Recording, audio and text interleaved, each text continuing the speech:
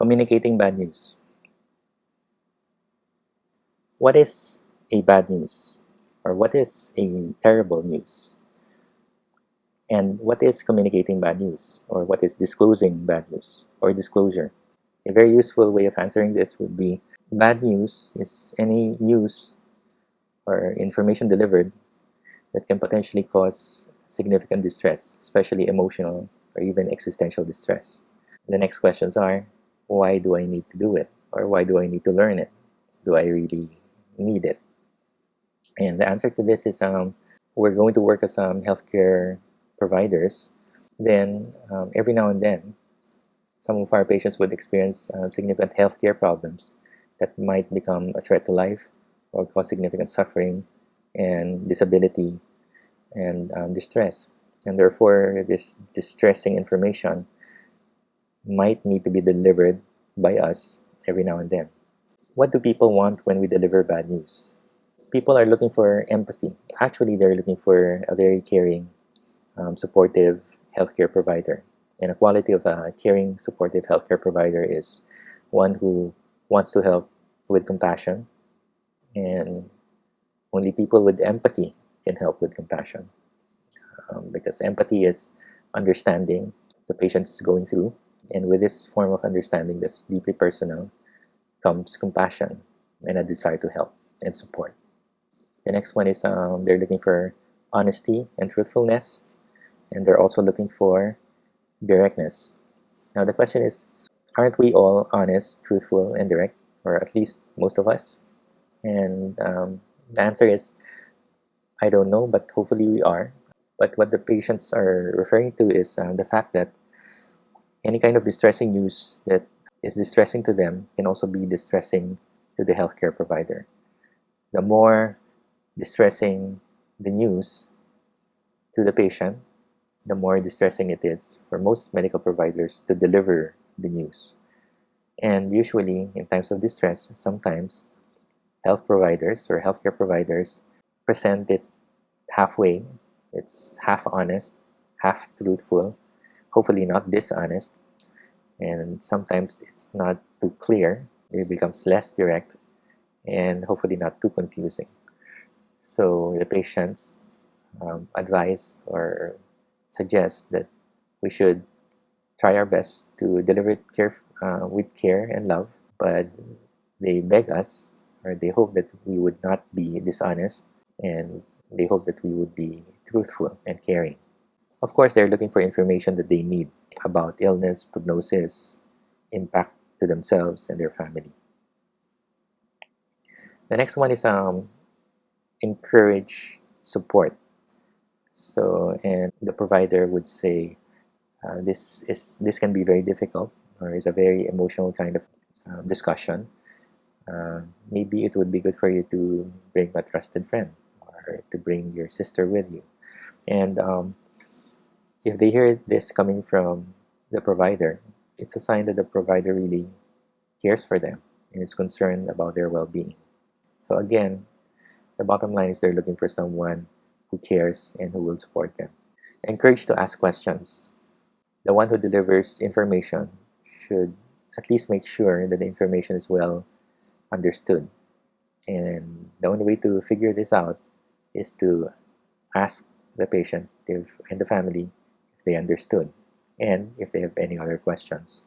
What the patients are saying is they know how much different medical practices or healthcare practices nowadays. Doctors are busy, nurses are busy, social workers are busy. Sometimes in our busyness, we say the information and we forget to ask if it's clear or if they have any other clarificatory questions. They want us to deliver it just right. Sometimes we're very distressed and we're trying to do our best, and we deliver it in a very optimistic manner, even if it's not the case, or a very negative, gloomy manner if it's not. They request that we do it just right. Next one is they're looking for practical information, guidance about what happens. They're looking for support or information about sources of support and what they should do and what their family members can do. 3 communication protocols.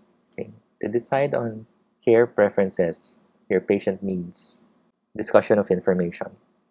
Okay. It's hard to come up with decisions and care preferences if the patient does not have, or the family does not have, adequate information. Therefore, the first step is always clarifying confusing information, delivering information that's not yet delivered, and if this information is very distressing, then it's communicating bad news. Number 2 is transition to realistic goals. So it's goal setting and reviewing goals or shifting goals. If the new distressing news alters the situation, for example, the doctors and the nurses say, right now, there's not much we can offer anymore to cure your disease or your illness, or your situation has changed and things are getting worse more rapidly. So that bad news or that new information changes the context of decision making, and therefore new decisions might need to be made. It's easier to make decisions if one has clear goals, like what is he or she, or what is his or her family aiming for. So that's goal setting, or reviewing of previous goals, or shifting of goals. Number 3, of course, is the making of specific decisions. In some texts, this focuses on withdrawing or withholding treatment, CPR, mechanical ventilator, another round or an attempt at treatment, dialysis, even their decision or a preference to die at home or to die in the hospital can be considered. Again, you cannot do number 3 without number 1, and it's easier to do number 3 if you go through number 2. We will use the 6-step protocols, and this is derived from very popular end-of-life care courses coming out of the United States and other Western countries, in particular the APEC course. In the middle part of this table, we have disclosure, communicating bad news, and it starts with preparation. If you want to use spikes, this is S, setting. You prepare, you try to figure out the information that you would need, questions that they would ask, be prepared with the answers, where you're going to meet, who you're going to meet, and what time. The next step is determination of what the patient knows. So ask them what their perception is, what they think is happening to them. You clarify what is unclear. Don't just assume that they have absorbed everything their other doctors have told them. Always ask them what they think and their perception of their situation. Number 3 is determine what the patient wants to know. Understand, support, and respect the patient's preferences. This means you ask for permission to proceed with the delivery of the very distressing news. It's a very bad news. It can cause significant amount of distress, especially emotional distress or even existential distress, and therefore it would be good to ask them if they're prepared for it, or if they want to hear all of it, as much detail, or some of it. It's also good to ask this question because it gives us an idea if they're already emotionally distraught. If the patient or the family member says they cannot take any further information because they're very distressed, well, it's a good thing we asked, because the next step is we should be supporting them emotionally. If the information needs to be delivered right away because there's an urgent decision which needs to be made, we should ask them if there's someone in the family who can assist them with the information sharing and planning and decision making. The next step in communicating bad news is sharing of the information. It should be clear, accurate, understandable. The idea is to deliver it in such a way that it doesn't cause significant problems or trauma. And in your references, you'll see a lot of suggestions and statements about it. I agree with the references the highlight would be first, fire a warning shot. So it doesn't mean an actual firing of anything, but it's a warning, meaning don't just blurt out the distressing news, warn them that you're about to say it. This gives them a chance to prepare themselves emotionally, and hopefully it would decrease some of the shock that follows. The less shock, the more capacity to understand, and the less distress hopefully would happen. And the next one is deliver it not too fast, do it gradually while looking at them, and so that you'll have enough time to slow down if you feel like they're already getting too distressed. Next one is respond to the patient's feelings and reactions with empathy. Okay, so you listen, you allow them time to express themselves, you encourage the expression and exploration of feelings and reactions, be supportive and caring. You'd notice the references would not give very, very specific advice, or would not give advice that would be universally applicable. And the reason for this is emotional reactions to very personal, distressing news would vary. And the kind of comfort that would work for one person might not work for another. But being there, showing that you care, allowing them time to just express themselves, usually works. Please note that you do not always need to say something right away.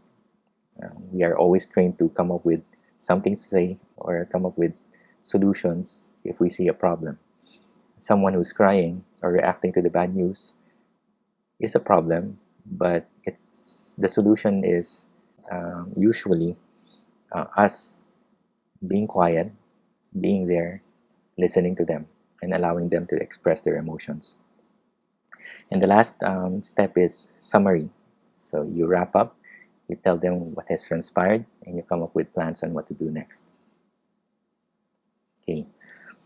As you'll notice, goal setting and decision making, otherwise known as withholding or withdrawing care, would be very similar in the way they're structured. The first part is also preparation or the setting. You can remember the second part by thinking that step 2 is always reviewing what you need or what they need for the process to proceed. So, if you're going to deliver bad news, then you review what they already know. If you're going to goal set, then you review the new information or the new bad news. If you're going to make a decision, then you review the goals set in the previous process, because it's easier to make decisions if the goals are clear.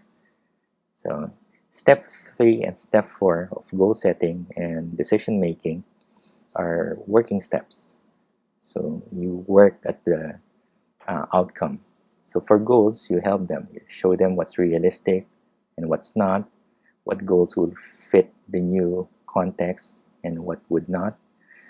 In decision making or withholding or withdrawing life-prolonging measures, you tell them option A or option B, the consequences of not performing option A, the risks to option B, the pros and cons to option C, so that they can have enough guidance and information to choose what they prefer or to have their own or form their own preferences.